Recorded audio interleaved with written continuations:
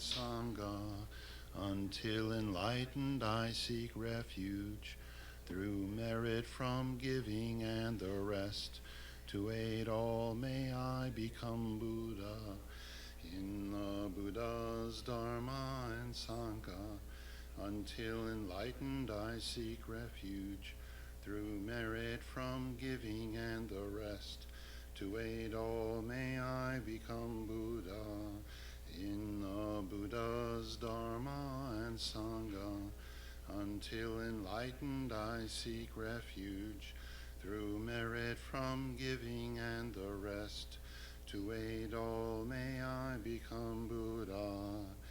May all sentient beings have happiness and its causes. May all sentient beings be free from suffering and its causes.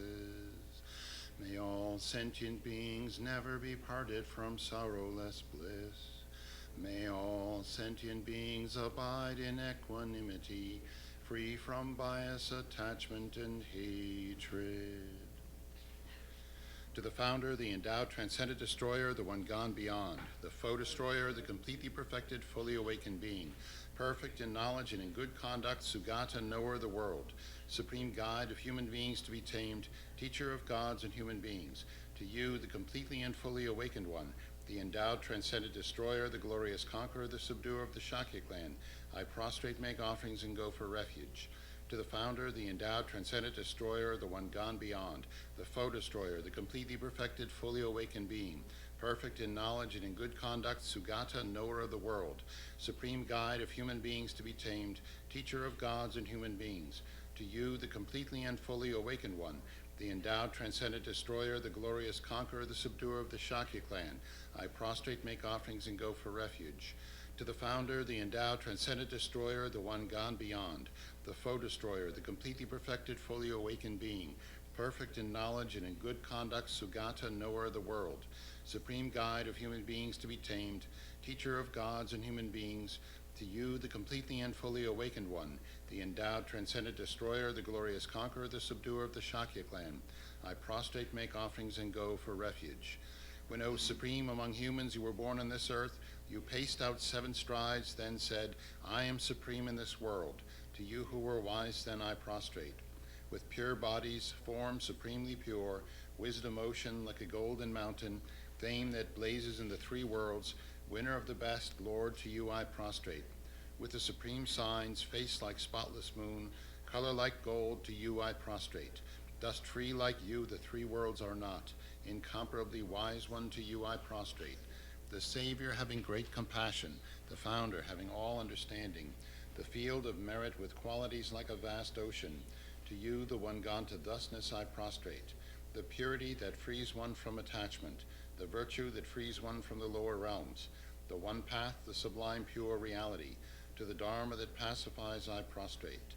Those who are liberated and who also show the path to liberation, the holy field qualified with realizations, who are devoted to the moral precepts. To you, the sublime community intending virtue, I prostrate. Homage to the Supreme Buddha, homage to the Dharma refuge, homage to the great Sangha, to all 3 ever devout homage, to all worthy of respect, bowing with bodies as many as all realms, atoms, in all aspects, with supreme faith I pay homage. Do not commit any non-virtuous actions, perform only perfect virtuous actions, subdue your mind thoroughly. This is the teaching of the Buddha. A star, a mirage, the flame of a lamp, an illusion, a drop of dew or a bubble, a dream, a flash of lightning, a cloud. See conditioned things as such. Through these merits may sentient beings attain the rank of all-seeing, subdue the foe of faults, and be delivered from samsara's ocean, perturbed by the waves of aging, sickness, and death. From Tushita's hundreds of gods, protector's heart, to tip of this fresh, pure white heap, curd like cloud, O Losangdrakpa, Dharma's omniscient king, pray come to this place with your disciples, in space ahead, on lion throne, lotus and moon, Venerable Guru, smile brightly with delight. Pray stay hundreds of eons to spread doctrine as supreme merit field for my mind of faith. Your wisdom mind sees full range of knowables. Your eloquent speech adorns fortunate ears. Your beauteous body, fame, glory outstanding. Homage to you, worthwhile to think of, hear and see. Pleasant offerings of water, various flowers, fragrant incense, light perfume, and so on. Oceans of offerings set out and envisioned, offered up to you, supreme field of merit. Non-virtue committed with body, speech, and mind, which I have heaped up since beginningless time, especially what has contradicted three vows. Each I confess from my heart with strong regret. In time of strife you strove to learn and practice, shunned eight mundane concerns, made life essence full. O protector from depths of our hearts, we rejoice in your powerful great deeds. Venerable Gurus, from love and wisdom, clouds densely massed in your Dharmakaya sky, pray loose a rain of vast profound Dharma on fields of disciples just as needed. May whatever virtue that I've here gathered bring benefit to all beings and doctrine, and may it make Venerable Sangdragpa's essential teachings specially shine forever. Nigmate Sewe Ter Chen Chen Resig Dreame Kien Pei Wang Po Jam Pelyan Du Pung Malu Jom Ze Sang Wei Dag Gang Chen Ke Pe Tsu Gien Song Kappa Lo Sang Drag Pe Jabla So Adem.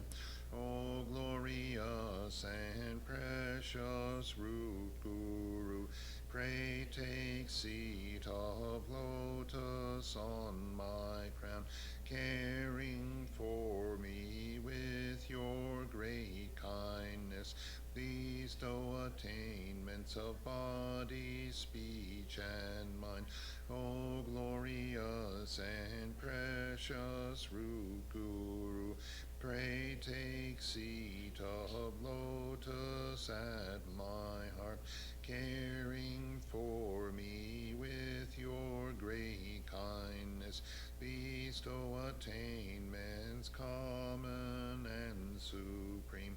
O glorious and precious root Guru, pray take seat of lotus at my heart, caring for me with your great kindness, until supreme awakening remain steadfast. Homage to the exalted three jewels. Thus have I heard at one time, the Blessed One was dwelling in Rajagriha on Vulture Mountain, together with a great assembly of monks and a great assembly of bodhisattvas. At that time, the Blessed One was absorbed in the concentration of the countless aspects of phenomena called profound illumination. At that very time, the superior Avalokiteshvara, the Bodhisattva, the great being, was looking perfectly at the practice of the profound perfection of wisdom, perfectly looking at the emptiness of inherent existence of the five aggregates also. Then, through the power of the Buddha, the Venerable Shariputra said to the superior Avalokiteshvara, the Bodhisattva, the great being, How should a child of the lineage train who wishes to engage in the practice of the profound perfection of wisdom? Thus he spoke, and the superior Avalokiteshvara, the Bodhisattva, the great being, replied to the venerable Shariputra as follows. Shariputra, whichever son or daughter of the lineage wishes to engage in the practice of the profound perfection of wisdom should look perfectly like this, subsequently looking perfectly and correctly at the emptiness of inherent existence of the five aggregates also. Form is empty, emptiness is form. Emptiness is not other than form is not other than emptiness. In the same way, feeling, discrimination, compositional factors in consciousness are empty. Shariputra, like this, all phenomena are empty without characteristics. That is, they are not produced and do not cease. They have no defilement and no separation from defilement. They have no decrease and no increase. Therefore, Shariputra, in emptiness there is no form, no feeling, no discrimination, no compositional factors, no consciousness. There is no eye, no ear, no nose, no tongue, no body, no mind, no visible form, no sound, no smell, no taste, no object of touch, no mental phenomenon. There is no I element and so forth up to no mind element, up to no element of mental consciousness. There is no ignorance and no cessation of ignorance and so forth up to no aging and death and no cessation of aging and death. Likewise, there is no suffering, no origin, no cessation, and no path, no exalted wisdom, no attainment, and also no non-attainment. Therefore, Shariputra, because there is no attainment, bodhisattvas rely on and abide in the perfection of wisdom, and because their minds have no obstructions, they have no fear. Passing utterly beyond error, they attain the final state beyond sorrow. All the Buddhas who reside in the three times by relying upon the perfection of wisdom become manifested complete Buddhas in the state of unsurpassed, perfect, and complete enlightenment. Therefore, the mantra of the perfection of wisdom, the mantra of great knowledge, the unsurpassed mantra, the equal to the unequaled mantra, the mantra that thoroughly pacifies all suffering, since it is not false, should be known as the truth. The mantra of the perfection of wisdom is proclaimed. Tayata, gate, gate, paragate, parasamgate, bodhisoha. Shariputra, this is how a bodhisattva, a great being, should train in the profound perfection of wisdom. Then the Blessed One arose from that concentration and said to the superior Avalokiteshvara, the Bodhisattva, the great being, well said, O child of the lineage, so it is. The profound perfection of wisdom shall be practiced exactly as you have taught, and the Tathagatas will rejoice. When the Blessed One had said this, the Venerable Shariputra, the superior Avalokiteshvara, the Bodhisattva, the great being, and the entire assembly, as well as worldly beings, gods, humans, demigods, Gandharvas, and others, were filled with admiration and highly praised what had been spoken by the Blessed One. In the holy supreme abode of the Dakinis, possessed of clairvoyance and miraculous power, unwaveringly caring for practitioners as your children, homage to the hosts of the three places Dakinis, Akasamaratsa Sadara Samaraya Fade.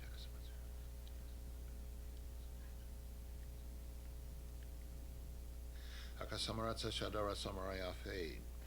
Tayata Om Gate Gate Paragate Parasamgate Bodhisoha. Through the power of truth of the exalted three-jewel speech, may all on the side of negativity, such as the four maras, be stopped. May they become non-existent. May they be pacified.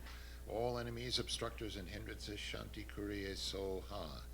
The 80,000 types of obstructors pacified, freed from adverse harmful conditions, may all be conducive in perfect auspiciousness. Bring happiness and well-being here, right now. Saji Perki Jukshin Meito Prahamri Prablingji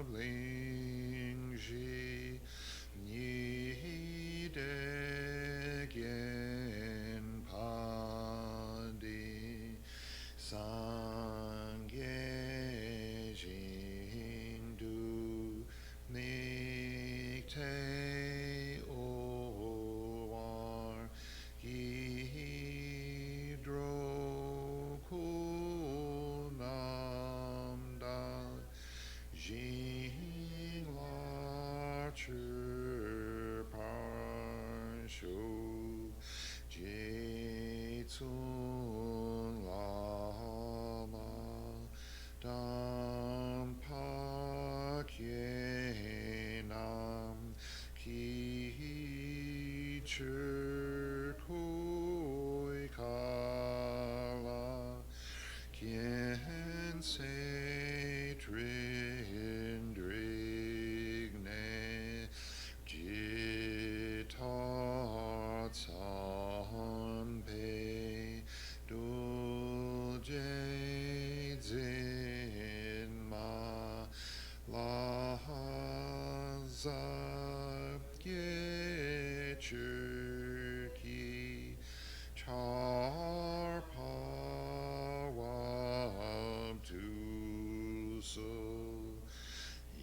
Idam Guru Ratna Mandalakam Niryatayami. Sangye Churdang Soki Chognam La Jangcho Bardu Dagni Kyapsuchi Dagi Churnyen Gipe Sonam Ki Drola Penchu Sangye Drupar Shu Sangye Churdang Soki Chognam La Jangcho Bardu Dagni Kyapsuchi Dagi Churnyen Gipe Sonam Ki Drola Penchu Sangye Drupar Shu Sangye Churdang Soki Chognam La Jangcho Bardu Dagni Kyapsuchi Dagi Churnyen Gipe Sonam Ki Drola Penche Sange Duparsho.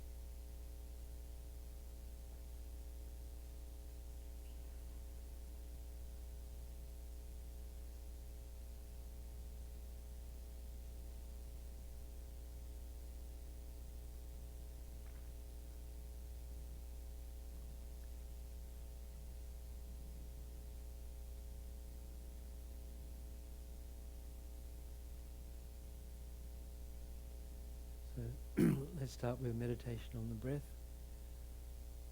So sit in your best meditation posture. Bring your mind inside, away from external distractions, and also keep it away from internal distractions. And find your breath, where it goes in and out through your nostrils.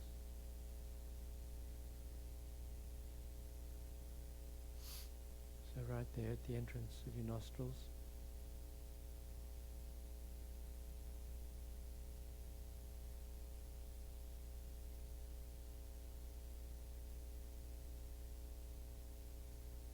That's where we focus on the breath. So then generate a strong determination, thinking, now I'm going to focus on my breath without allowing myself to become distracted by anything whatsoever.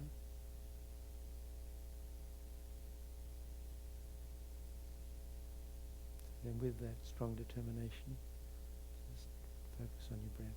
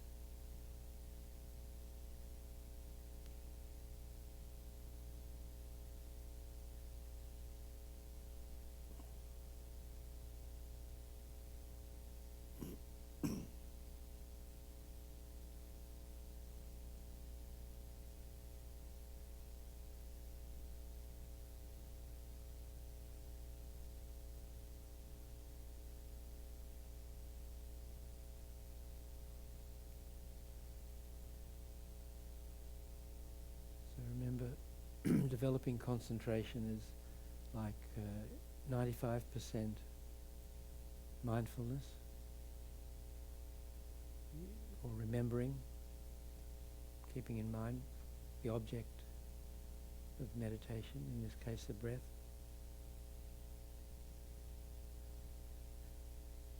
If we forget the object, the mind goes off it. And 5% vigilance. So a little corner of your mind is watching like a sentry for impending distraction, so it can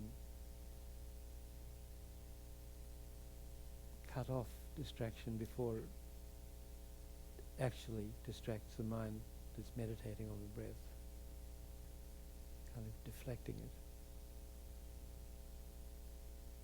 So, both these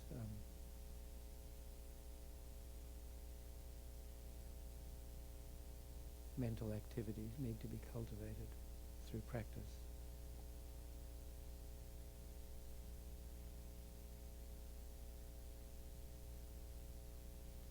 So just focus on your breath.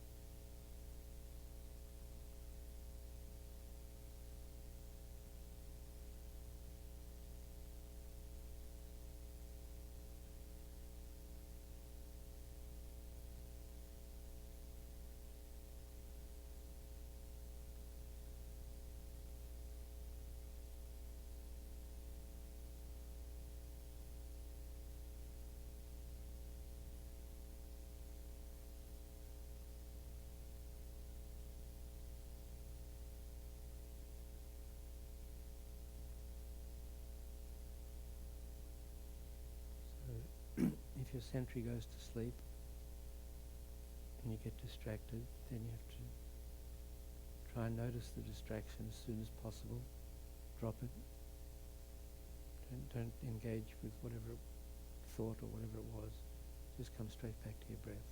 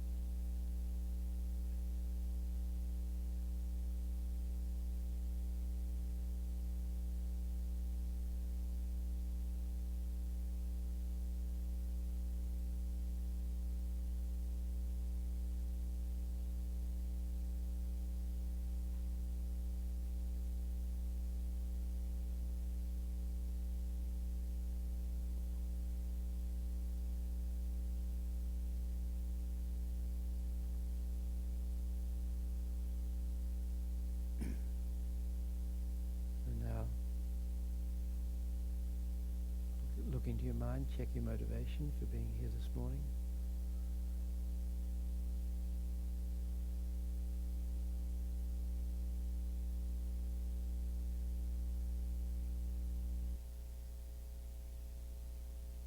So if the reason that you're here it comes from just simply worldly concern just for the happiness of this life, then that's a negative motivation, cause of suffering. So you want to discard that motivation and replace it with a positive one, the most positive one, bodhicitta, the determination to reach enlightenment for the sake of all sentient beings, to reach enlightenment in order to enlighten all sentient beings.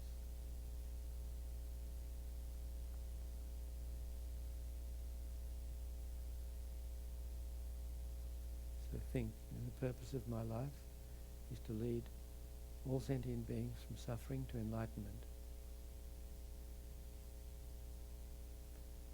In order to do that, I have to first reach enlightenment myself, and the key factor in that is developing the principal cause of enlightenment, bodhicitta.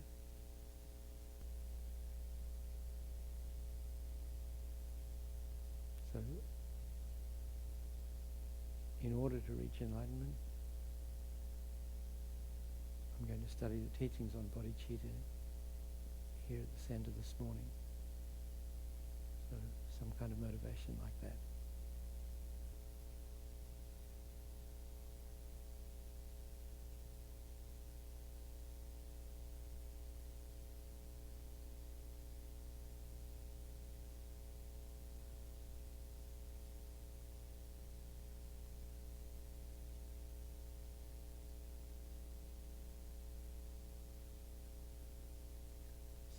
The Buddha taught so that all sentient beings could reach enlightenment just as he did, and this centre was established with that aim in mind. And our teachers teach here with that motivation for the enlightenment of all sentient beings. So,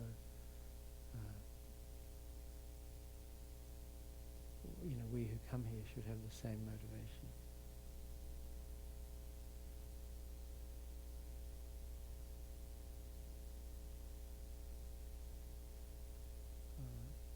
Then it's all smooth and harmonious.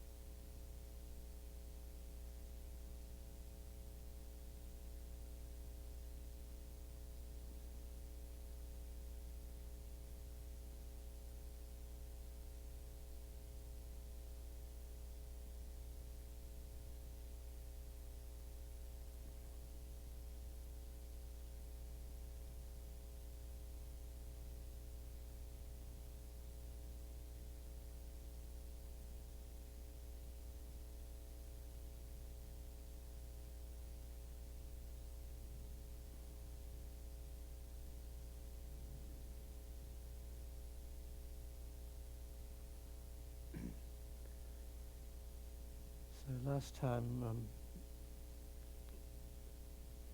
I was here 2 or 3 weeks ago, whenever it was, we looked at this Lam Rim outline, and you can see top left corner is the yellow is the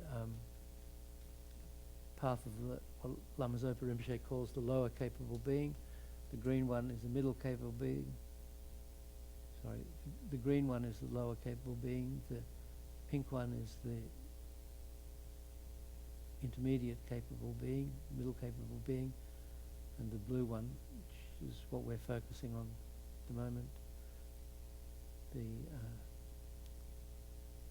path of the great capable being, or the great scope, as some people call it. So we went through all these outlines briefly before. What we're focusing on now is this one here. Well, on the left there, you see that? The actual stages, training in Bodhicitta. And then training of the mind by means of the sevenfold cause and effect instructions. So the actual stages in training for Bodhicitta has these two parts: training the mind, the sevenfold cause and effect, and training the mind through exchange of self for others. Training the mind by means of the sevenfold cause and effect actions has two parts also: the immeasurable equanimity, see that? And the actual sevenfold training. So we'll do the actual sevenfold training next time. Today we're going to do the immeasurable equanimity. So before we can, like before you plant a crop in a field, you have to kind of smooth it out.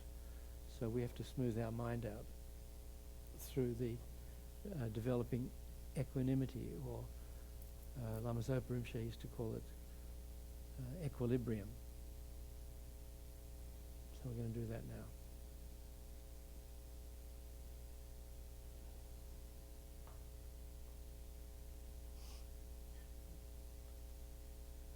So back to meditation posture.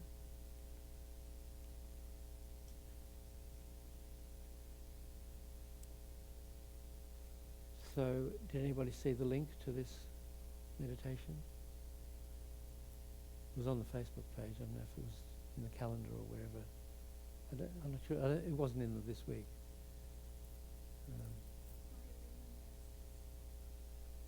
No, well, it should have been in this week, but somehow it slipped through the cracks.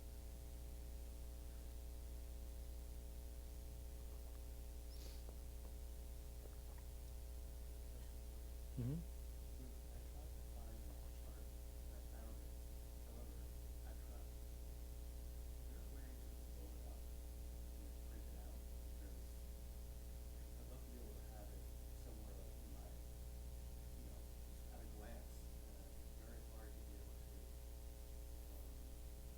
Yeah, no, I went to Staples, but it didn't. I wasn't convinced that what they were going to produce would be good enough. I wanted to make big ones that we could put around the centre here, So I think I'm supposed to try Vistaprint. So if you want to look into that, and make as big as they can do it. If you can organise it, that'd be great to do these.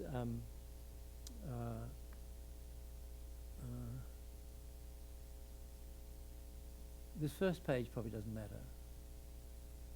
This top one, just the cover. Although that probably doesn't matter because.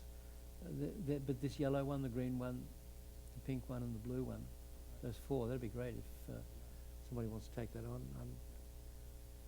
It's kind of a little bit down on my list of things to do at the moment. Then you can do one for yourself as well. And if it's set up with Vistaprint, then maybe other people can get them if they want to. Be a better picture to hang in your house than Grandma. Sorry, Grandma.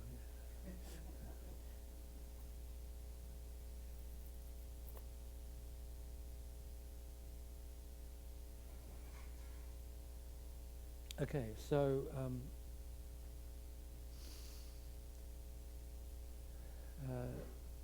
let's try and do this equilibrium meditation, and then we can talk about it.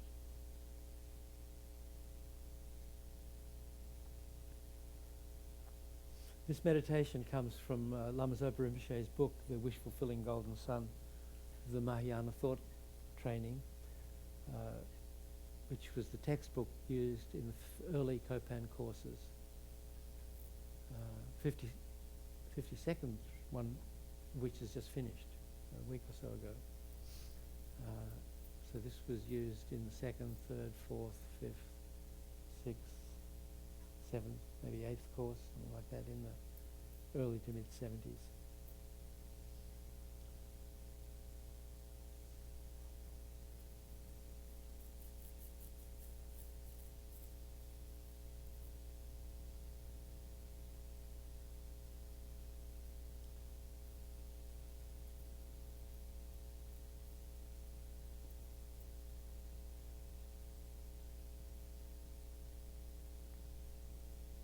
So think, it's never enough to gain only self-liberation. Attachment to personal peace and striving solely for this is both selfish and cruel.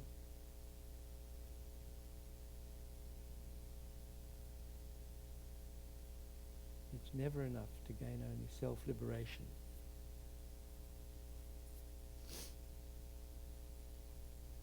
So that's the goal of the middle scope, middle capable being, self-liberation.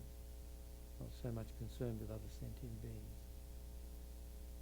But attachment to personal peace and striving solely for this is both selfish and cruel.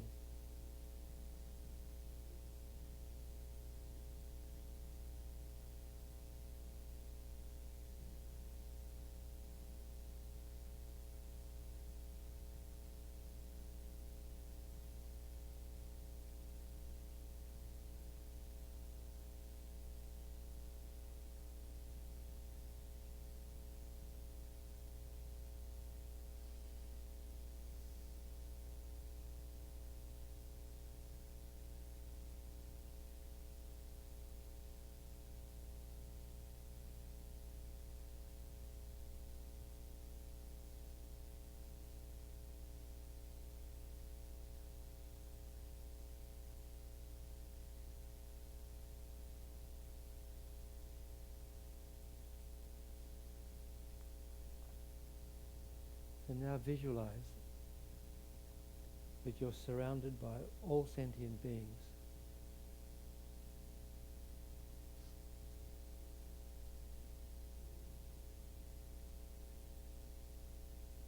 So there are a couple of different ways to do this.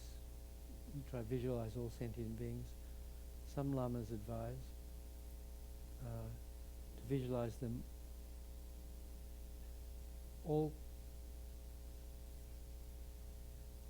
around you in human form, even though some are suffering in the 3 lower realms and in the 2 higher realms of the upper realms, the 2 God realms, even though they're there, but visualize them in human form. Sometimes it's easier to relate to. So it's like you're sitting on in the middle of a vast plain and stretching infinitely all around you. To the farthest reaches of space and beyond. All sentient beings appear in human form. So even though they appear in human form, they're experiencing the sufferings of whatever realm they're actually in.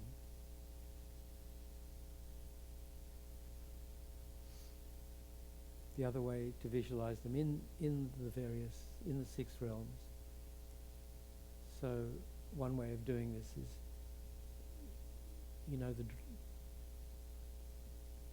the depiction of the wheel of life. There's one out there.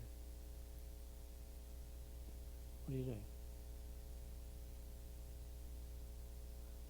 You disturb us out there, you disturb us in here, doesn't matter.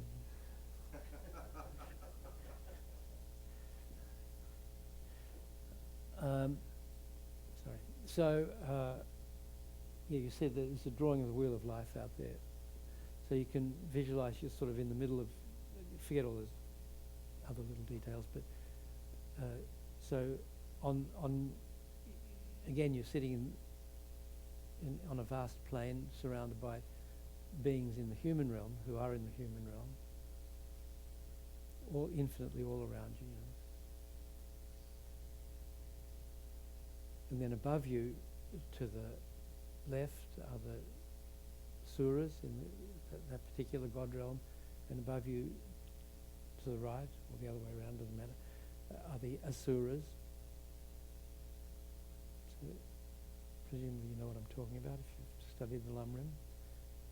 If not, study the Lamrim. So visualize them in their aspect, in those two God realms, suras and asuras. Experiencing their sufferings.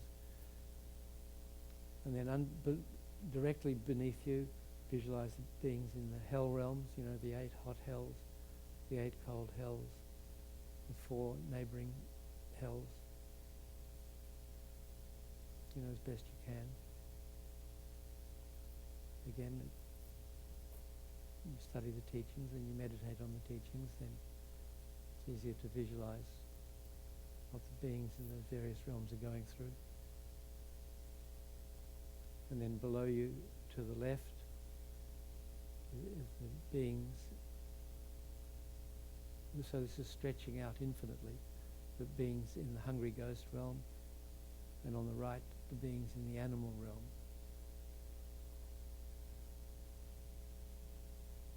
So hungry ghosts, the pretas, I think there are 36 different types.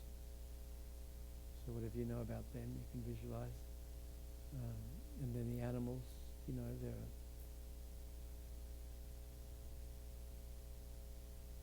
all kinds of animals, mammals, fish, birds, reptiles, insects, all these different beings in the animal realms. It's easier for us to visualize because we can see them through our senses, our physical senses.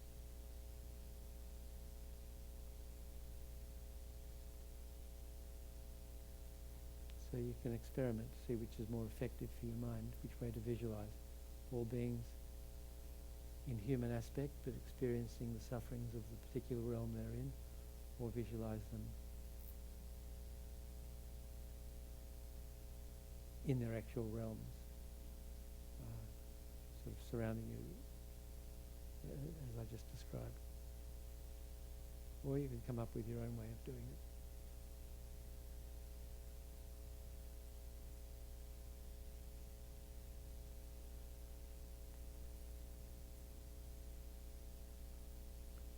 So we can just practice visualizing all sentient beings, because we hear all sentient beings, all the time. We do all these prayers, the 4 immeasurables and all these other prayers we do talk about sentient beings. So if we practice visualizing them, it's much easier to quickly bring it to mind, and it has, it's more effective for our mind, which is important for what we meditate on or what we study to affect our mind, in a positive way. So that's how we make progress.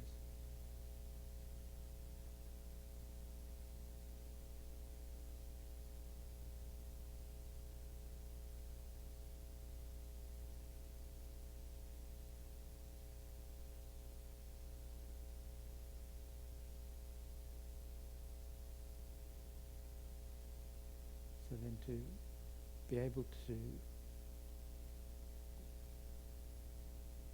make remembering and visualizing sentient beings even more effective, we need to study the descriptions of these different realms in Liberation of the Palm of Your Hand, the Lamrim Chenmo, great treatise, other extensive Lamrim books that go into detail. Jewel Ornament of Liberation. There are many now.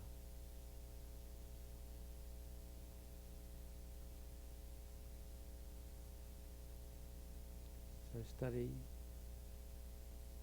those teachings and then meditate, visualize. And when we meditate on beings in the different realms, we don't do it like we're watching them on TV or something. We actually visualize being one of those beings in one of those realms, whichever one we're doing,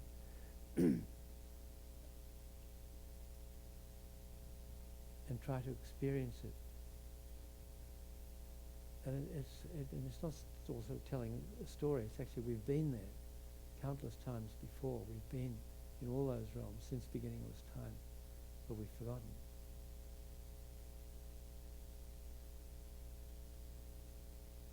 You know, we don't even remember our last life, let alone countless previous lives.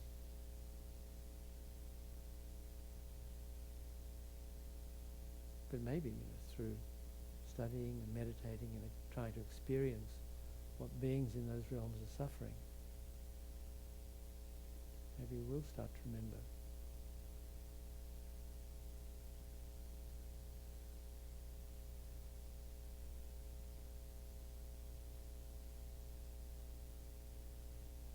But by becoming those beings and experiencing those sufferings, then it becomes easier to remember where we've come from ourselves and to develop aversion to going back there again, develop renunciation of all of cyclic existence on the one hand, and on the other, it helps us develop compassion for all sentient beings, including ourselves, that have to go through these incredible, dreadful suffering over and over again, life after life.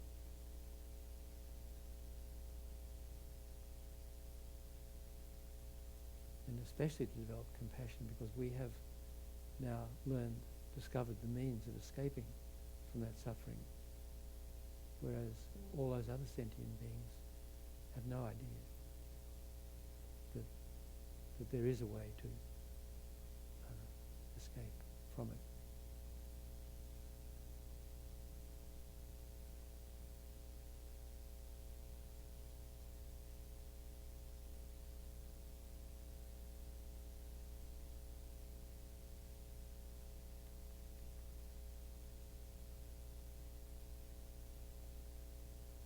So visualize that you're surrounded by all sentient beings, but then visualize that your mother is seated on your left in the aspect of her you remember, and then on your right is your father, and in front of you visualize an enemy, someone that you really dislike, someone you hate.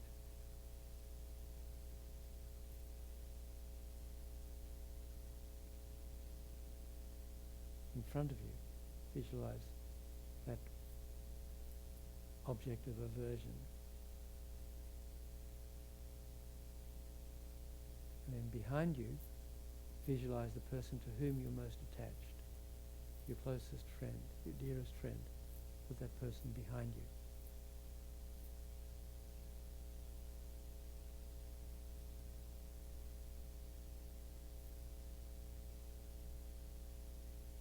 Lama Yeshe always used to extol the virtues of this visualization as a tribute to Buddha's psychology. And normally, we don't want to see the person we hate. And normally, we want to see the person to whom we're most attached.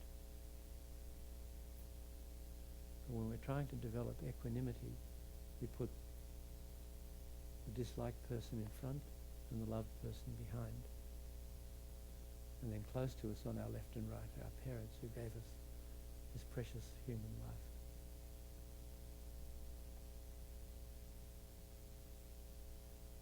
And then surrounded by all sentient beings infinitely on all sides, however you've decided to visualize them.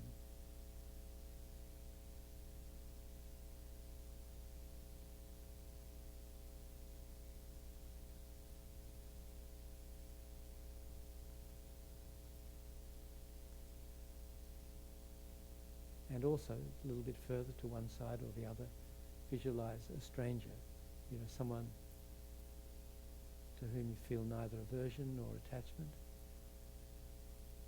someone you feel no connection with at all, just any face in the crowd.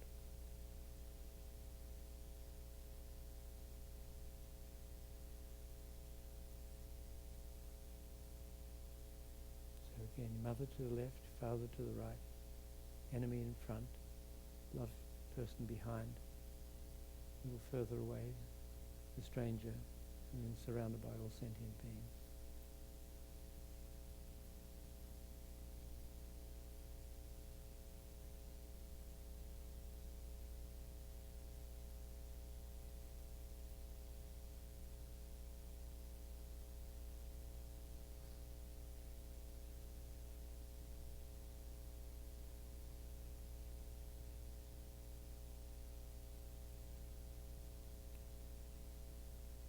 And then think in the first person, think to yourself, there's no reason at all for me to be attached to and help my friend, or to hate and harm my enemy.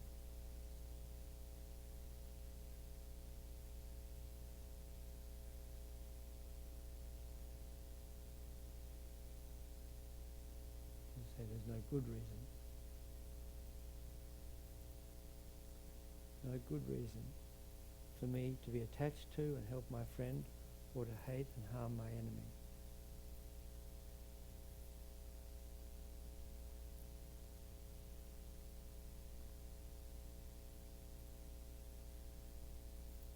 If I were to strive for only my own self-peace, there would be no reason for me to have been born human.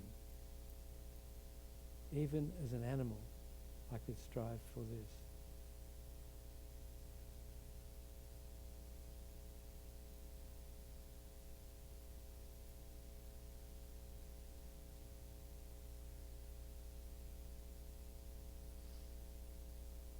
The various animals have the same aim as many highly educated people, self-happiness, and also create many negative actions, such as fighting with and destroying enemies, cheating others with political mind, and so forth, all in the pursuit of their own happiness. There is almost no difference between them, animals and highly educated people, except their shape.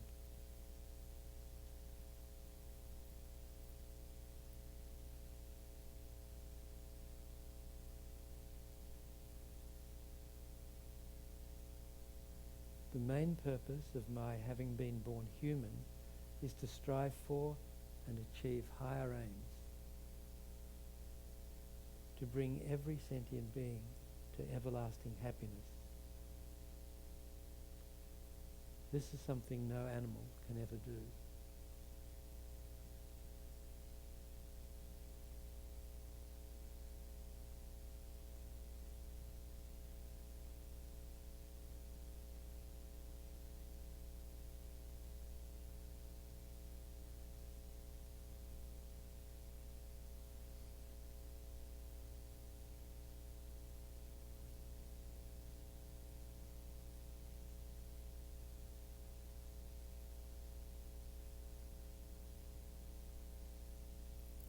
Again, the main purpose of my having been born human is to strive for and achieve higher aims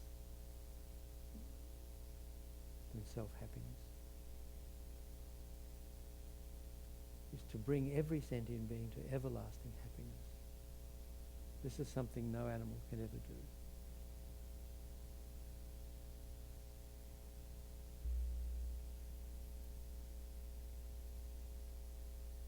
Just as I wish to avoid suffering and find happiness, so too do all other sentient beings.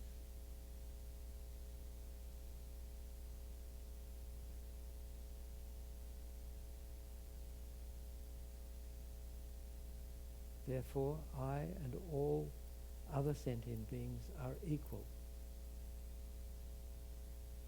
and there is no logical reason for me to care more about myself than others, or to harm enemies or any other sentient being.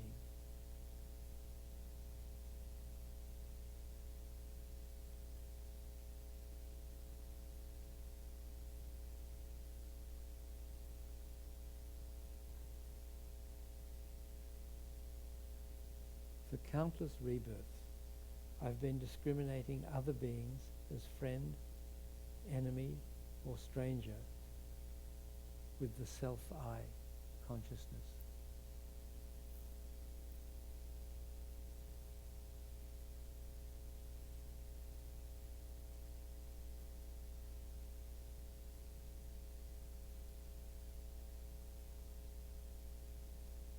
So,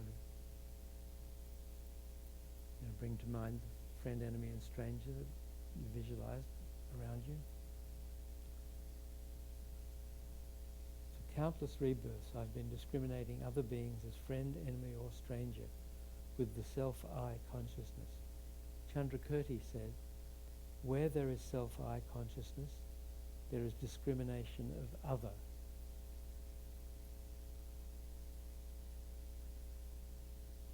From discriminated partisanship between self and other, attachment and hatred arise.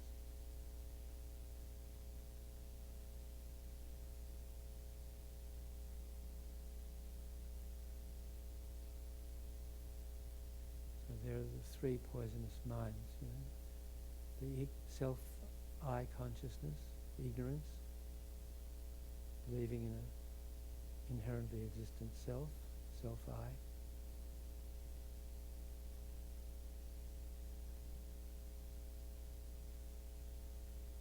And then from that, attachment and hatred arise.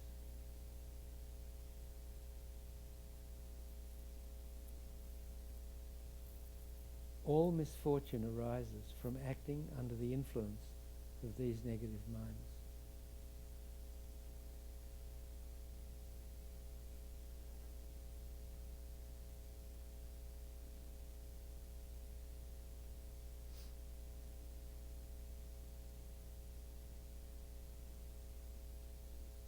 The self-I consciousness, this belief in an inherently existing self, me,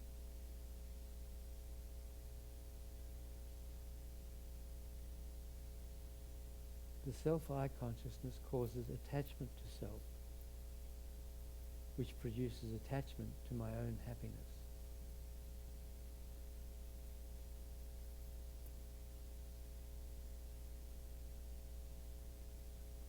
So as Rinpoche mentioned above, just as I wish to avoid suffering and find happiness, so too do all sentient beings.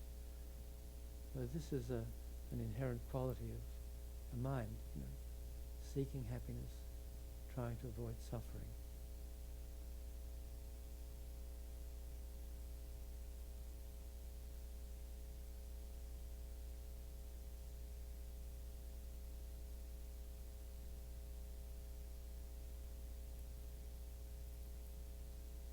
So given this wish for happiness,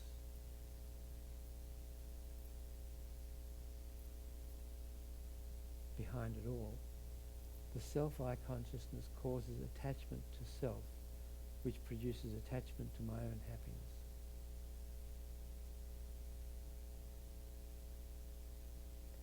The entire range of negative minds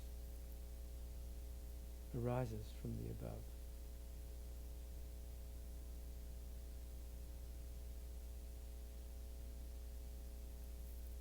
Anger is caused by greed and self-attachment and makes me discriminate against whoever disturbs my happiness, producing the enemy.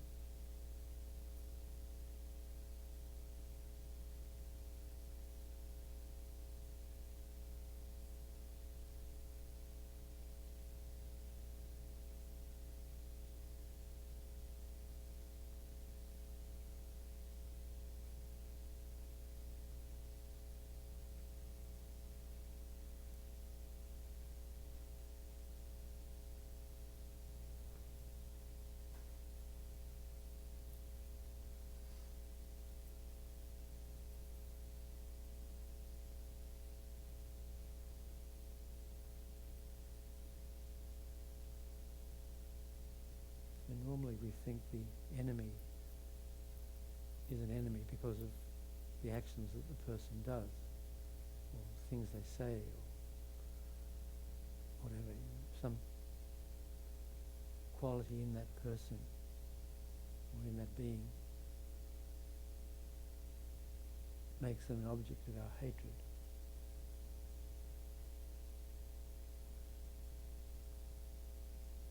And actually it comes from greed and self-attachment, which makes me discriminate against whoever disturbs my happiness.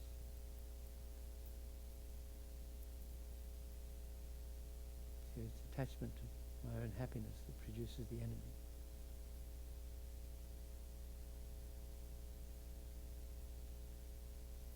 Attachment creates the friend who helps and so attachment creates the friend who helps and determines the enemy who hinders.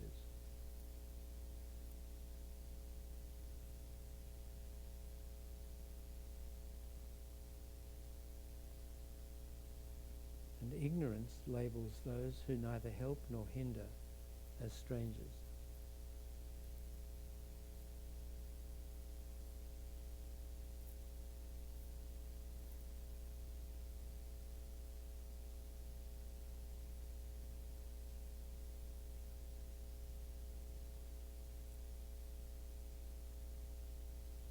Anger makes me hate and harm the enemy. Attachment makes me cling to and help the friend. And ignorance makes me see the stranger as having a permanent self-nature.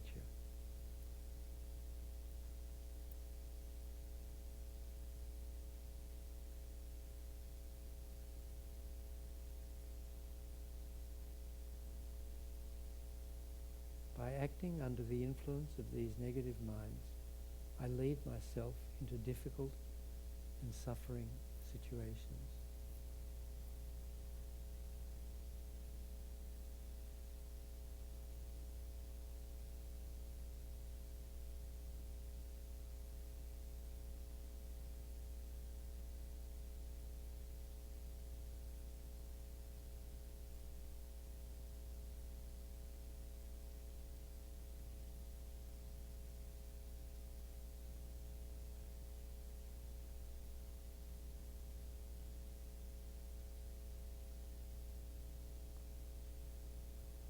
Attachment creates danger and suffering for myself and others. The whole earth is in danger of exploding. Attachment offers no peace and brings only suffering.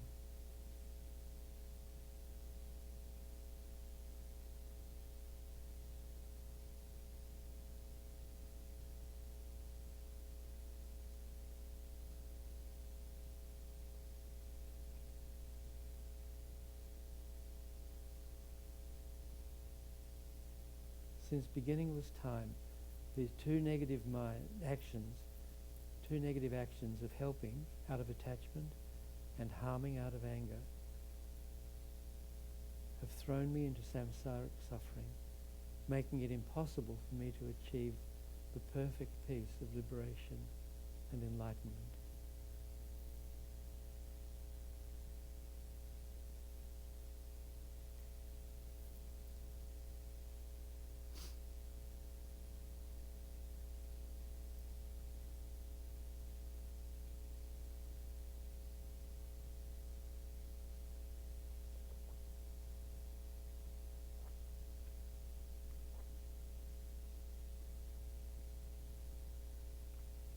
Negative actions leave negative imprints on the consciousness. These ripen into endless experiences of suffering. If I continue to behave in this way, I'll experience the same suffering over and over again for eons and will never receive any realizations or enlightenment itself.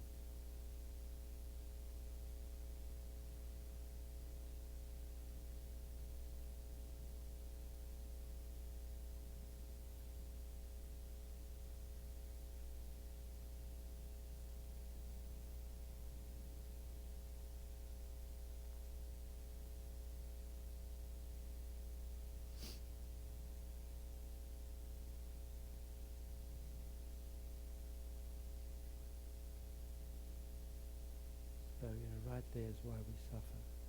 Since beginning was time, the two negative actions of helping out of attachment and harming out of anger have thrown me into samsaric suffering, making it impossible for me to achieve the perfect peace of liberation and enlightenment. Negative actions leave negative imprints on the consciousness. These ripen into endless experiences of suffering. If I continue to behave in this way, I'll experience the same suffering over and over again for eons, and will never receive any realizations or enlightenment itself.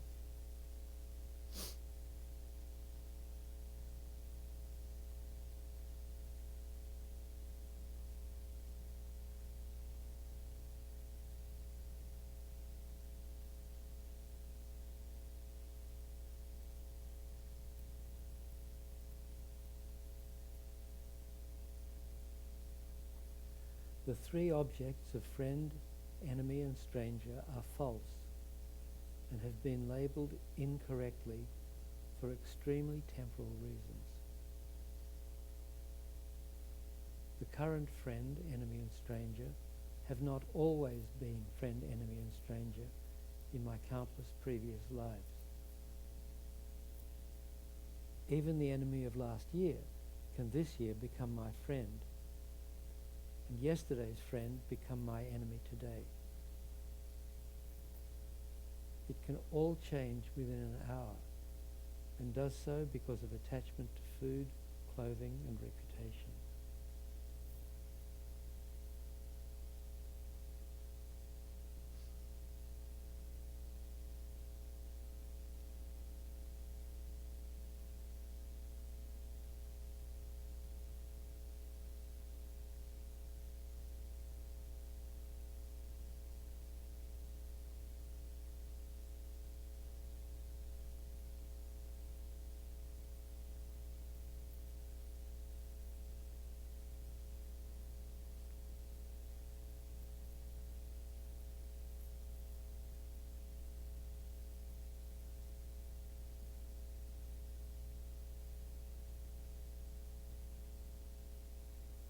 Scripture says, if you try for a moment to befriend an enemy, he will become your friend.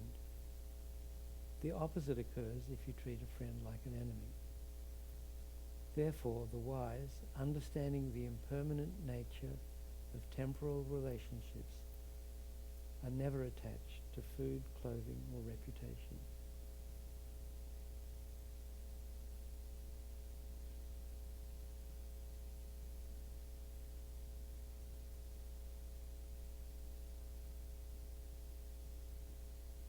Lord Buddha said, in another life, the father becomes the son, the mother the wife, the enemy a friend. It always changes. In cyclic existence, nothing is certain.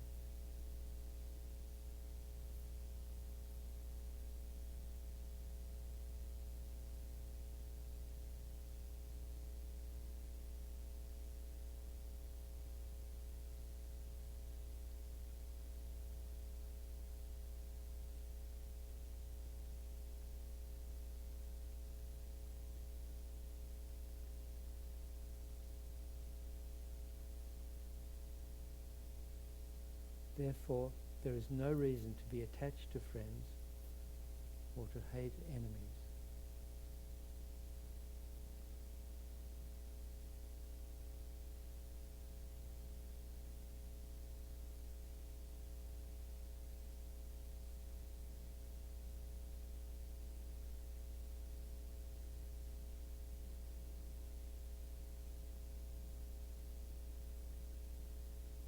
If the ignorant self-I conception and its objects were true, the three designations of friend, enemy and stranger should have existed from countless previous lives and should continue to exist through the present to beyond enlightenment.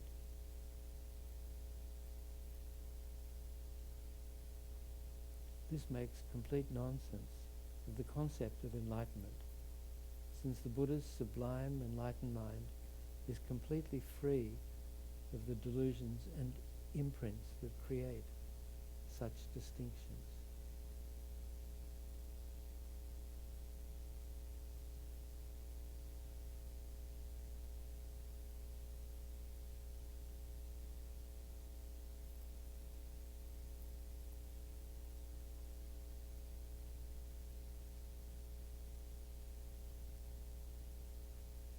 out of his compassion, Lord Buddha taught the equilibrium meditation so that I too might become free of delusions, imprints, and ignorant discrimination. The concepts of friend, enemy, and stranger are false because they and their basis are totally illusory. There is no self-I.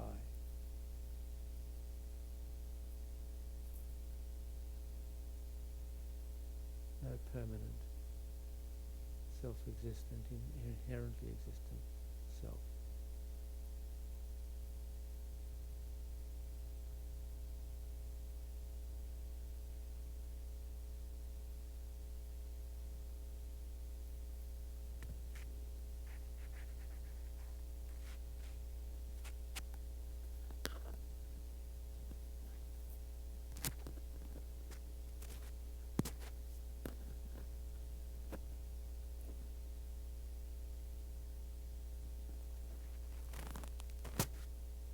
My problems are created not by the enemy, but by me. In my previous lives, I harmed others through ignorance, and the results of this return in this life, causing me hardship and suffering.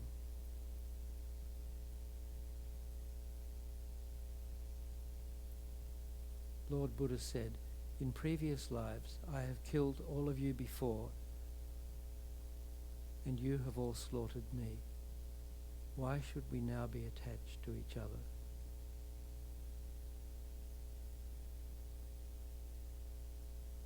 Chandrakirti said, "It is foolish and ignorant to retaliate to an enemy's attack with spite in hopes of ending it, as the retaliation itself only brings more suffering."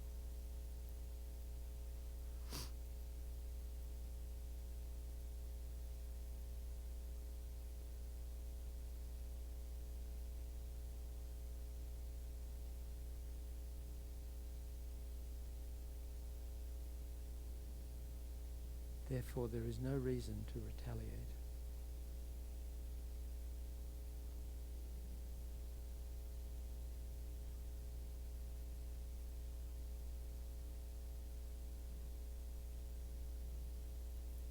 The enemy is the object of my practice of patience, which helps me overcome anger.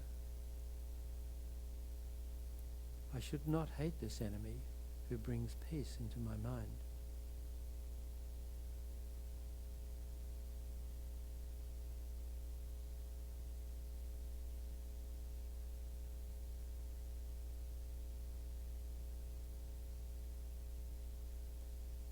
The enemy is infinitely more precious than any material possession.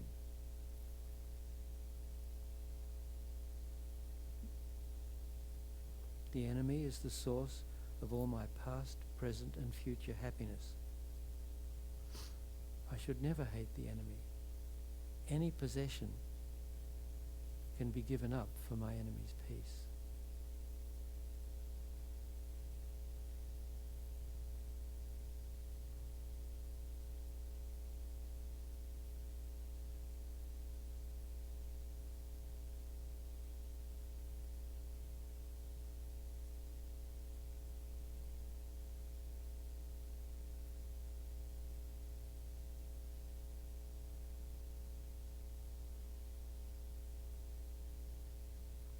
An enemy is my greatest need, the source of all sentient beings' enlightenment, including my own. The enemy is my most precious possession. For his or her peace, I can give up myself.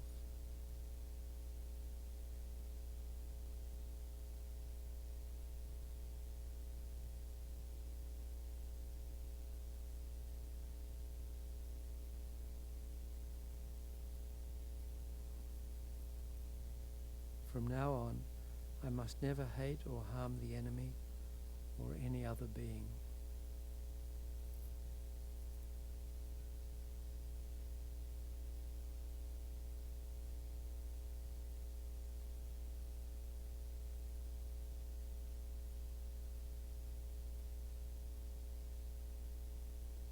The enemy harming me mentally and physically is under the control of his negative mind. The enemy is like the stick that someone uses to beat another. There is no reason to get angry or to retaliate by harming the enemy. It is not his fault, just as the pain I experience from a beating is not the fault of the stick.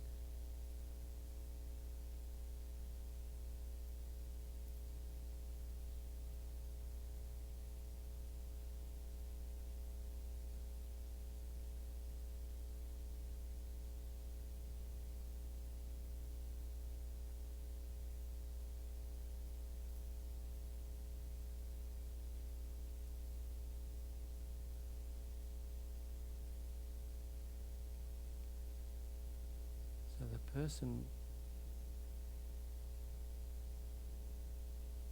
we label or identify as enemy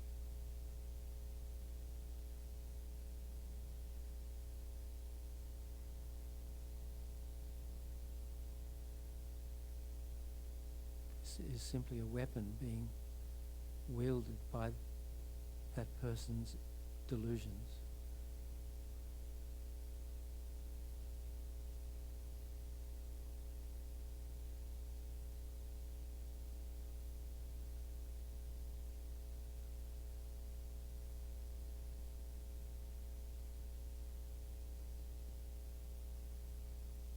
If I had clear wisdom, I would see that harming others out of hatred is harming myself out of hatred. Obviously, I should not harm others.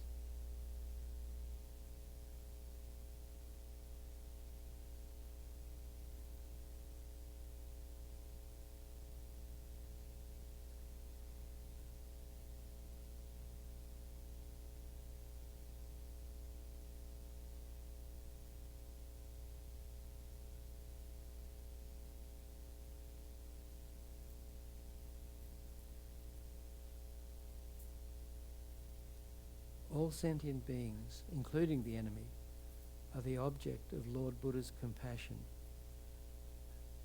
The numberless Buddhas hold the enemy and all other beings dear to their heart. Therefore, harming another, even slightly, is like harming the infinite Buddhas.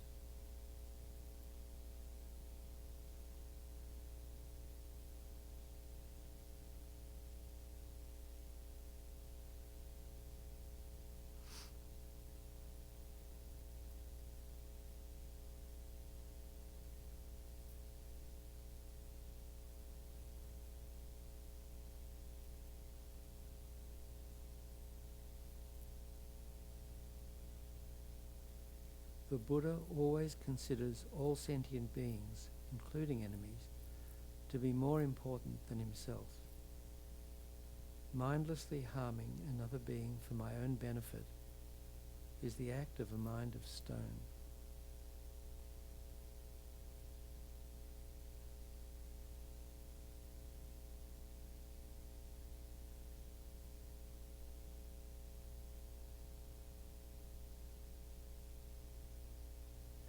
The enemy and all other sentient beings have been my mother countless times. The holy body, speech and mind of the infinite Buddhas are servant to all beings, enemies included.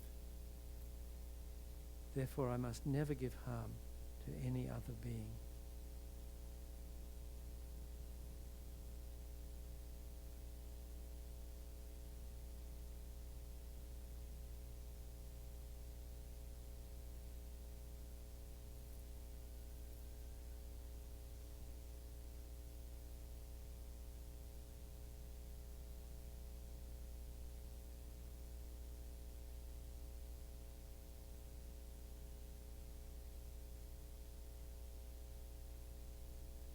Not harming my worst enemy, the ignorance in my mind, and destroying an outer enemy instead, is like killing a friend by mistaking him for an enemy.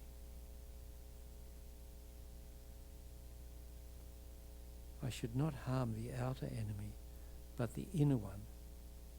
the actual cause of all my suffering.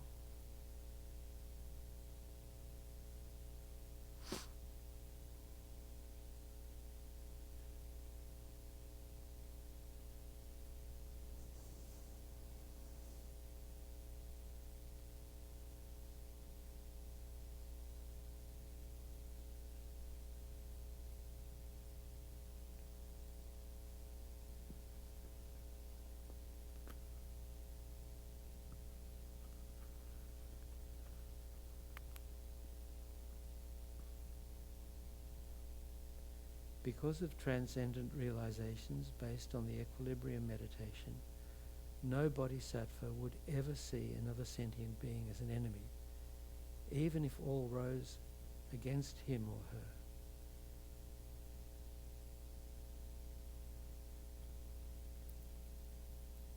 The enemy is merely a concept created by my hatred, just as friends and strangers are concepts created by my attachment and ignorance. I should not believe the distorted perceptions of my negative mind.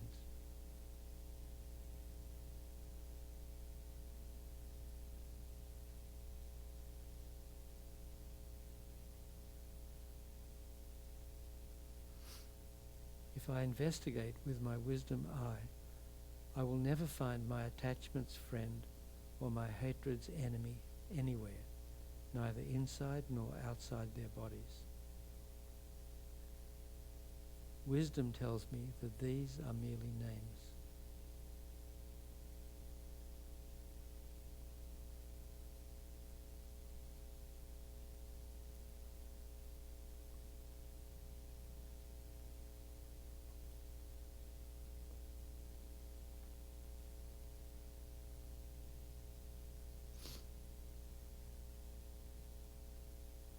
For all these reasons, I can now clearly see how foolish and nonsensical I've been over beginningless lifetimes.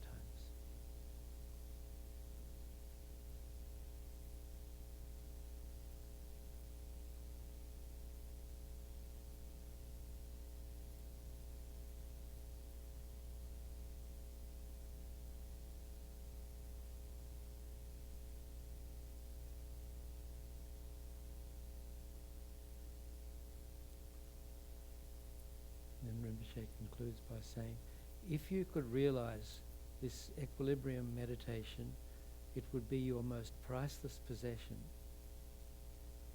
Equilibrium brings peace to numberless beings and all your future lives.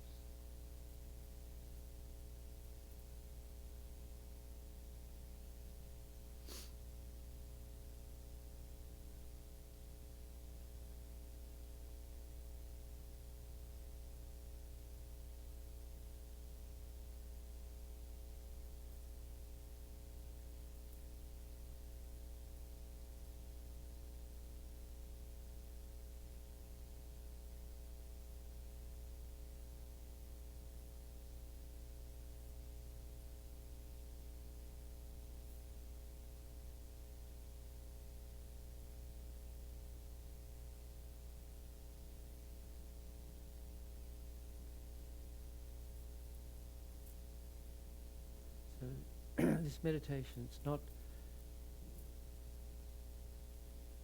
trying to make something that is not equal.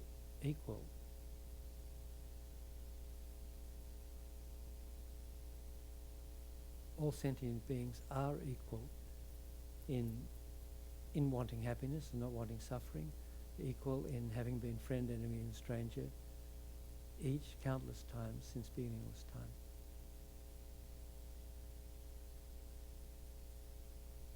So it's our negative minds that discriminate sentient beings as, some close. I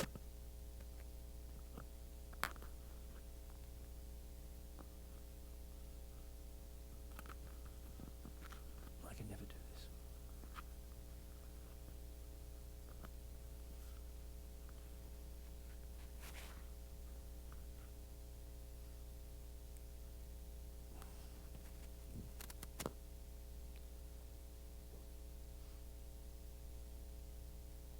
it's trying to get us to see that they're equal and overcome the perceptions of our negative minds, that's all.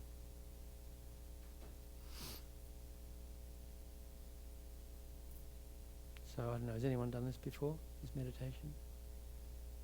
So, you know, it's kind of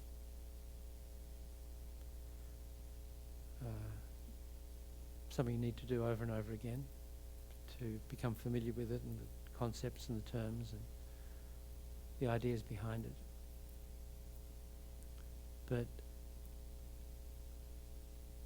as long as he discriminates sentient beings as friend, enemy and stranger, you know, some close, some distant, others irrelevant, we'll never be able to develop bodhicitta, which doesn't see sentient beings like that at all. So if we don't develop bodhicitta, we can't reach enlightenment, and we can't fulfill our purpose. You know, all the hard work that we did in previous lives to get ourselves into this perfect human rebirth, with this opportunity in this Dharma center with great teachers, you know, all that hard work that many previous lives did to get us here is kind of wasted. It's like squandering an inheritance.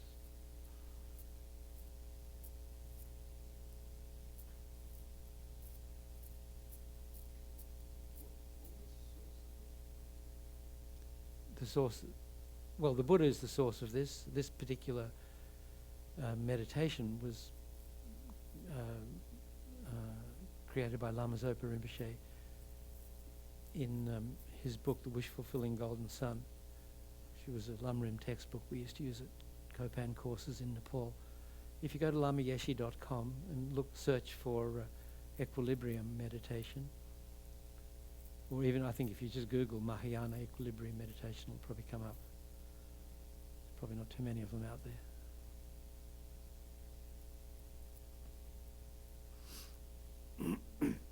Yeah.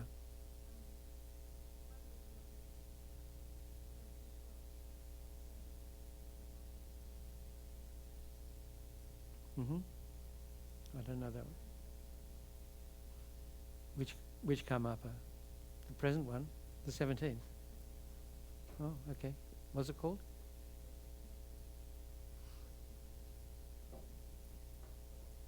Oh, I've probably got it, but I haven't read it. So he talks about this kind of thing?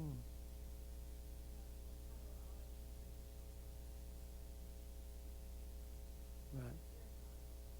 Excellent. Thank you.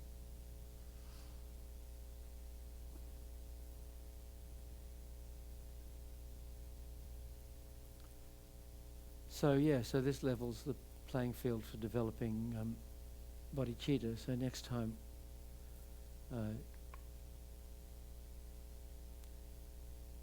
so you see the equanimity, then the actual sevenfold training.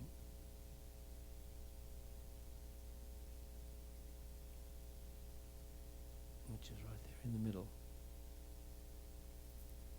We'll do that next time. Any other questions? Comments? Complaints? Pardon? Good.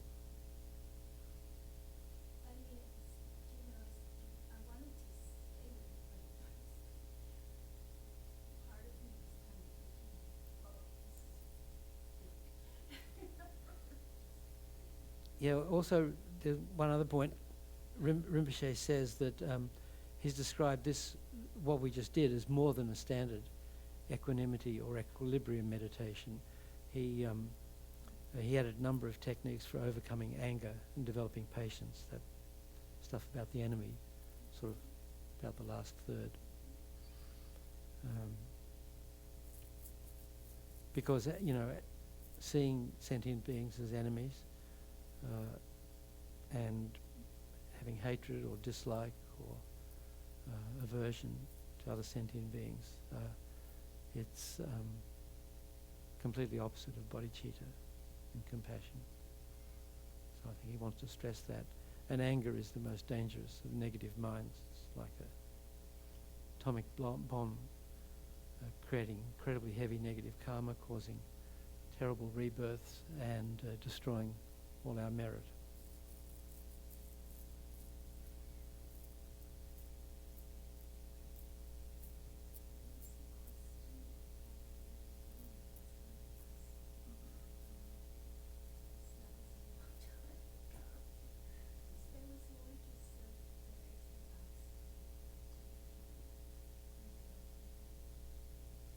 A word? Okay.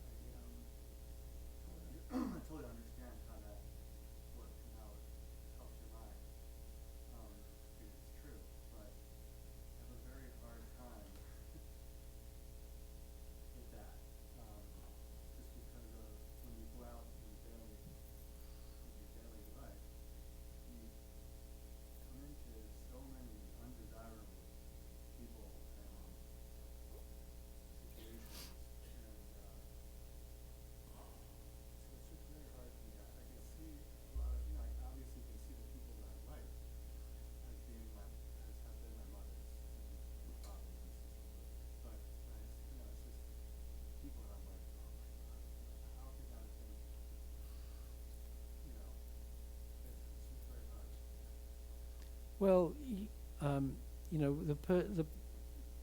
the difficult ones you see like that are not really.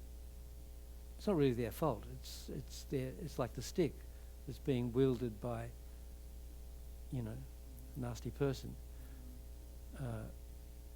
You don't blame the stick. When you get hit, you blame the person. So, when the person is, this person could never be my mother ever. It's the person's anger or delusions that are causing them to act that way. So that's always the problem, the delusions. And where do they come from? Ignorance, not seeing reality. So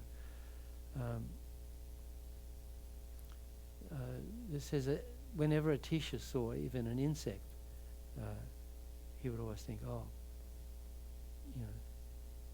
my poor mother, having to be like that, look what happened to her. There would be an instant recognition, but we're not Atisha. So, but this is how he got to that point. So you see, the first cause there is understanding all sentient beings to be your mother. So I don't want to spoil next time, but the point is that to be able to do that meditation, we have to develop equanimity first, what we just did, to see that discriminating some as close and others as distant is totally mistaken, and it's a very narrow view. And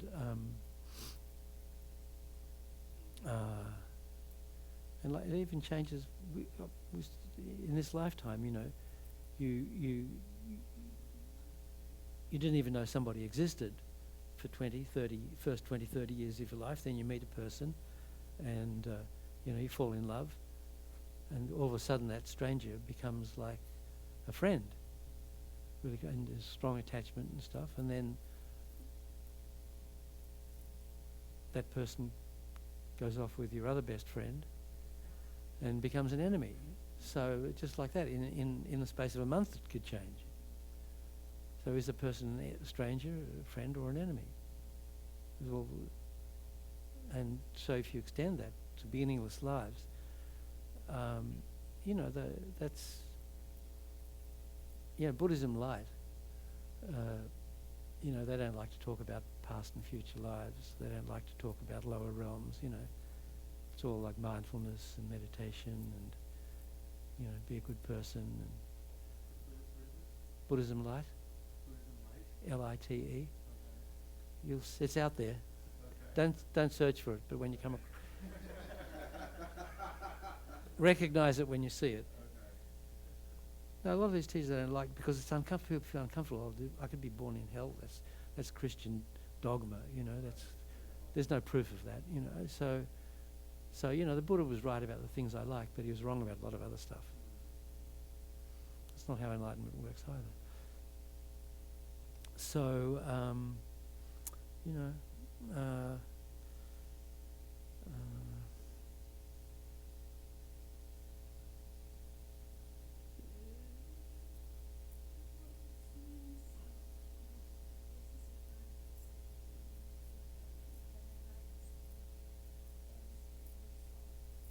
well, they're all like that, really.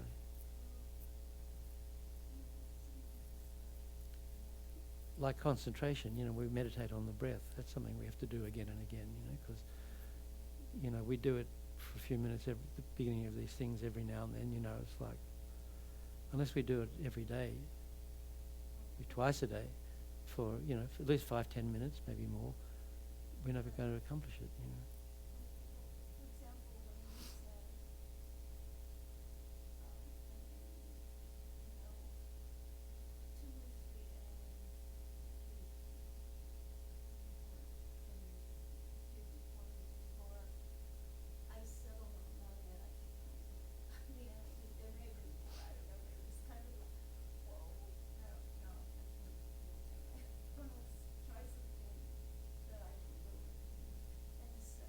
Yeah, you can work up to the big enemies,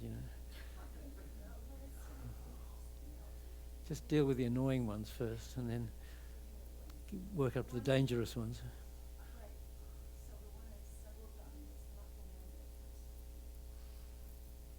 Yeah, well, you're lucky you have a choice of enemies.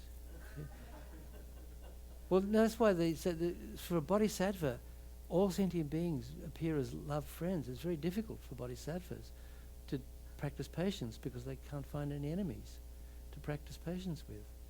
So that's why I keep saying the enemy is so precious, because it gives us a chance to practice patience and overcome anger, the worst of the negative minds. So pity the poor bodhisattvas, who don't see any sentient beings as enemies.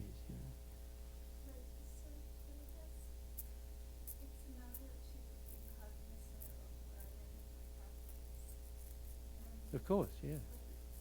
Start from where you are, didn't somebody say?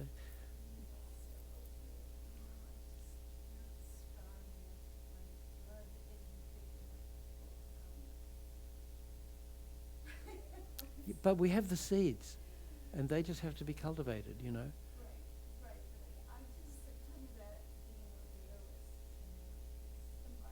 That's realistic.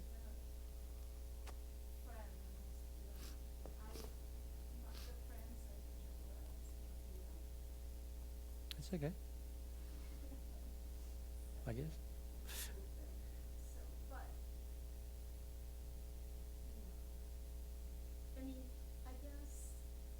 Yeah, those objects of attachment, they're definitely our pets, and things can be stronger than people we know,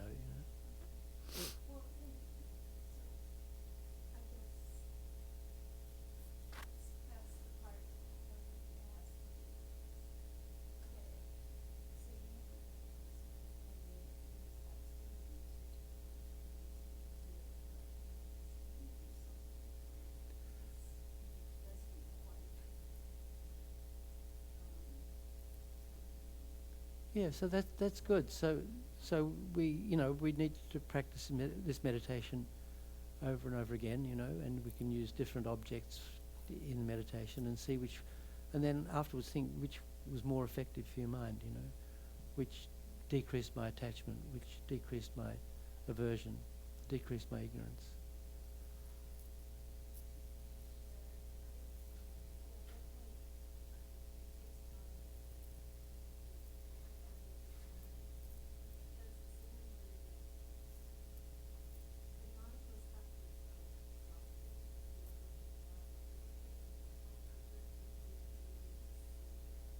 Yeah, soften, that's a good word.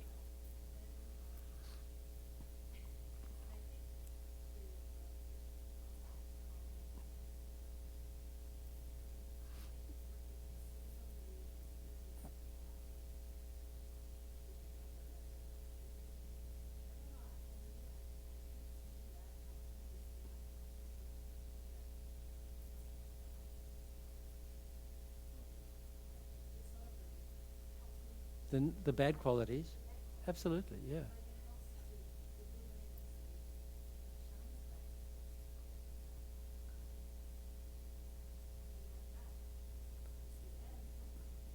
Well, you know, as Rinpoche, Lama Zopa Rinpoche always emphasises, there's nothing new in samsara, you know.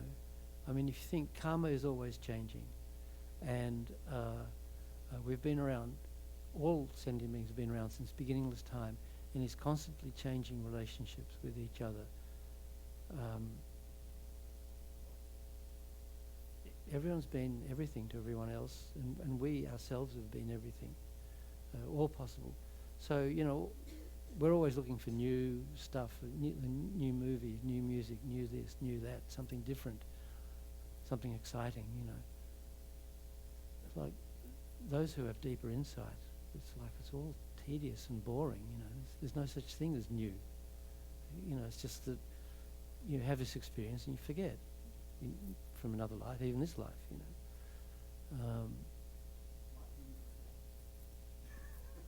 Because our minds are so limited, and they're so overwhelmed with attachment and anger and ignorance, and it's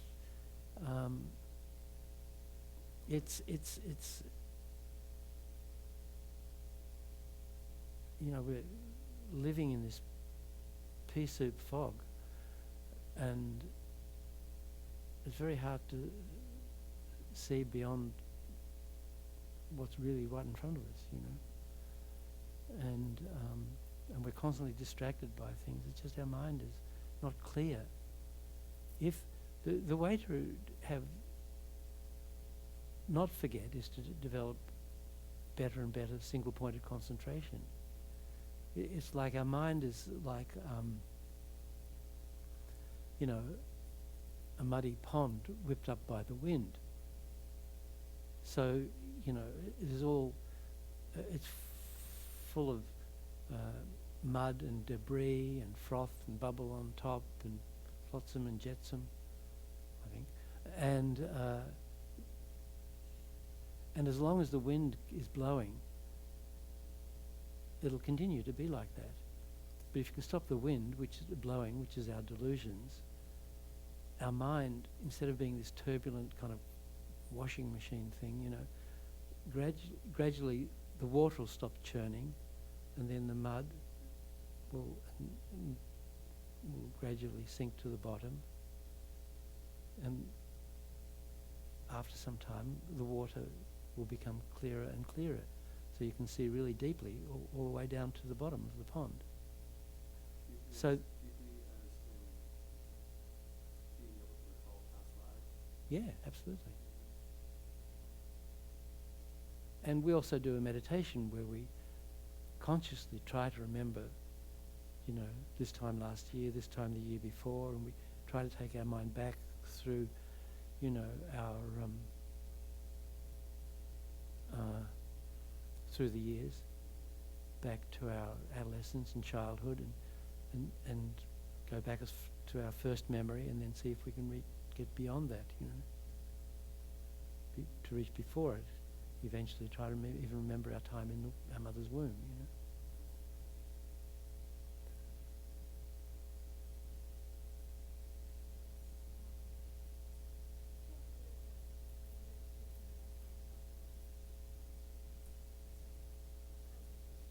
Mm-hmm.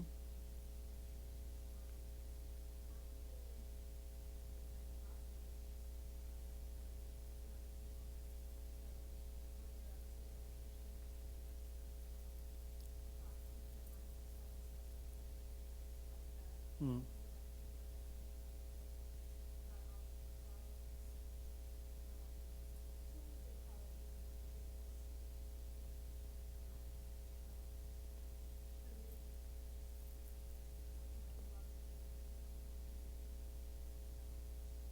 Seeing the good qualities, what?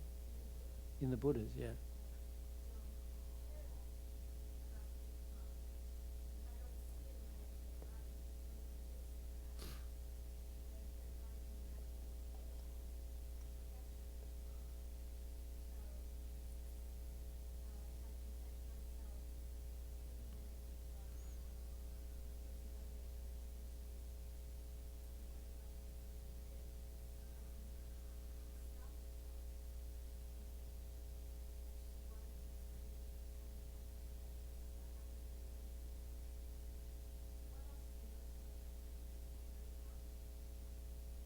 that's a good way to think. Yeah.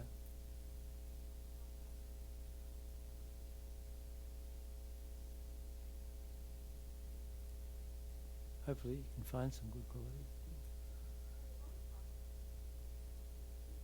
It is.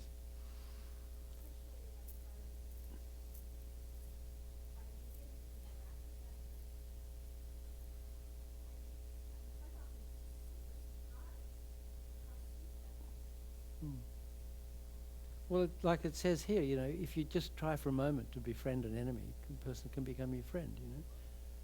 And the thing is also, you know, it's all well and good to study these teachings and do these meditations, but unless we do some other stuff in conjunction with that, the meditations, Lamrim meditation we do won't be that effective, and that is purifying our mind and creating merit, and then praying to our teachers and the Buddhas for their inspiration. So you know, it's like I often say, you know, quoting my teachers, that you know, Lama Tsongkhapa asked Manjushri how to attain realizations. So, you know, we can read this and we can understand it intellectually, but to realize it, to make it real, for it to become an actual intuitive part of our mind, these higher understandings, realization. So Lama Tsongkhapa, who could see Manjushri like and talk to him like we see each other here, Manjushri, the Buddha of wisdom, how to attain realizations. He said 3 things have to be done together. He said meditating on the path, like what we just did. This meditating on this topic is the seed, but for that seed to sprout, we need to do purification and create merits. So first thing is meditating on the path. Second is purifying and creating merit, which are 2 sides of the same coin, you know. So we know how we purify. We do Vajrasattva meditation. We do all kinds of purifying meditations. Create merit, you know, we offer mandalas, we do prostrations, we make offerings, we do all kinds of things, you know. Those things have to be done in conjunction. And then praying to our Guru and seeing our Guru as being one with the deity. So the enlightened mind, the omniscient mind, the Buddha mind manifests in different ways. It manifests as deities, manifests as gurus, manifests as teachings.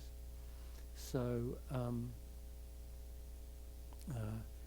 if we see our Guru not just as this person, you know, giving teachings, but as an actual emanation of the enlightened mind, and as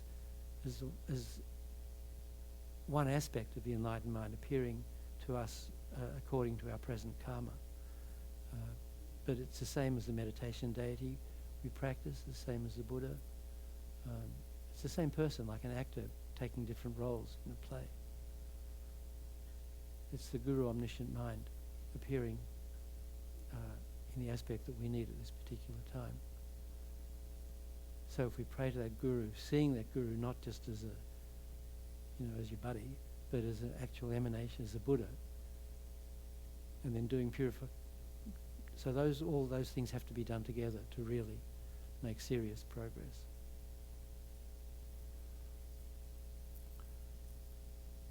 So very early in the piece, the first practice Lama Yeshe gave us was a Vajrasattva practice, purification. And a lot of us did the 3-month retreat. And like that. And then the next he gave was Manjushri to help develop wisdom. And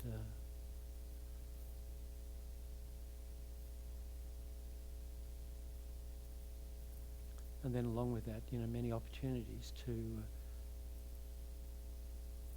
create merit by, helping the lamas in their work. So helping with, publishing teachings and making Dharma centres and supporting the centres and other teachers. So all these activities we do that help bring the Dharma to other people create a huge amount of merit. And if we do it with the Bodhicitta motivation, we're doing this in order to reach enlightenment myself, so I can benefit others in the same way, but help others reach enlightenment even now, even before I reach enlightenment. This is what makes for a kind of complete life,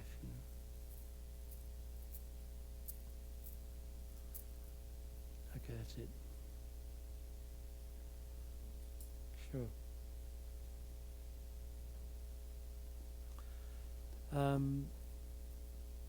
So next time we'll do this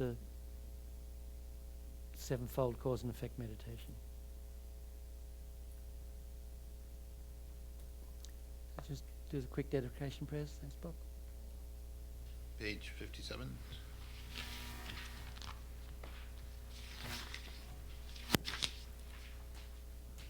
Through this virtue may I swiftly, having gained Guru Buddha state, place each and every sentient being without exception in that state.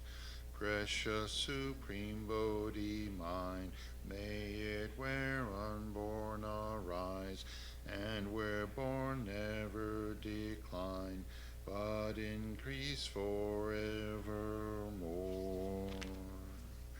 Page 75.